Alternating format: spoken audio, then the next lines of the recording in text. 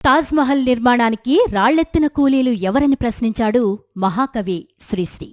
అయితే ఆ రాళ్లెత్తిన కూలీలు ఎక్కడివారో తెలియదు కాని ఆ రాళ్లు మాత్రం తెలంగాణ ప్రాంతానివేనని తేలింది.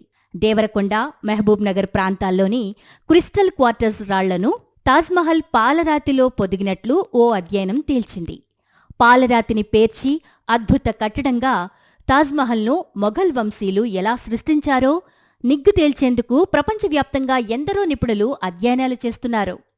అలా కాలిఫోర్నియాలోని gemological library and research center నుంచి retired librarian Dirlam, research librarian Rogers, సంస్థ డైరెక్టర్ వెల్డన్లు కూడా 4-5 ఏళ్లలో విడతల వారీగా దీనిపై అధ్యయనం చేశారు. పైకి పాలరాతి నిర్మాణమే అయినప్పటికీ తాజ్మహల్ నిర్మాణంలో వజ్రాలు, వైఢూర్యాలు, రత్నాలు, ముత్యాలు, స్ఫటికాలు కూడా పొందికగా ఒదిగిపోయాయని తెలిసి వారు ఈ అధ్యయనం చేపట్టారు. పాలరాతిపై వివిధ ఆకృతులతో కూడిన రాళ్లను విడిగా పేర్చినట్లుగా కాకుండా పాలరాతిలో అంతర్భాగంగా ఉండేలా చేయాలని నాటి పాలకులు నిర్ణయించారు. ఇందుకు పర్చిన్కారీ కళా పద్ధతిని అనుసరించారు. ఇటలీ, గ్రీస్లలో పుట్టిన పియోట్రా డ్యూరాకు కాస్త దగ్గర పోలుకుండే ఈ పర్చిన్కారీ కళ 16వ శతాబ్దంలో భారత్లో అభివృద్ధి చెందింది. ముందుగా పాలరాతిపై ఆ ఆకృతిని గీసి దాని ప్రకారం రాయిని కట్ చేస్తారు. అదే ఆకృతిలో రంగురాళ్లను అరగదీసి సానబెట్టి మెరుపు తెప్పిస్తారు. పాలరాయిని కట్ చేసిన భాగంలో పొదిగారు. దీంతో ఆ డిజైన్ రాయిలో భాగమనే భ్రమ కలిగిస్తోంది.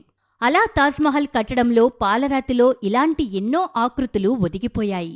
వాటిల్లో మన తెలంగాణ ప్రాంత రాళ్లు కూడా చిరస్థాయిగా మిగిలిపోయాయి. ఇంకొన్ని రాళ్లను పియోట్రా డ్యూరా పద్ధతిలో పాలరాతిపై ప్రత్యేక జిగురుతో అతికించి కళాత్మకంగా చెక్కారు. తెలంగాణలోని చాలా ప్రాంతాల్లో పలుగురాళ్లు కనిపిస్తాయి. అలాంటి రాళ్లల్లో కొన్ని క్రిస్టల్ లక్షణాలు కలిగి ఉంటాయి.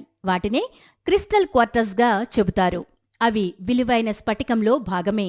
వాటిని నగల్లో కూడా వినియోగిస్తారు. ప్రతి నిర్మాణంలోనూ కొత్తదనాన్ని కోరుకున్న మొఘల్ రాజులు తాజ్ నిర్మాణానికి నగల్లో వాడే వజ్రాలు, వివిధ ప్రాంతాల రాళ్లను వాడాలని నిర్ణయించారట.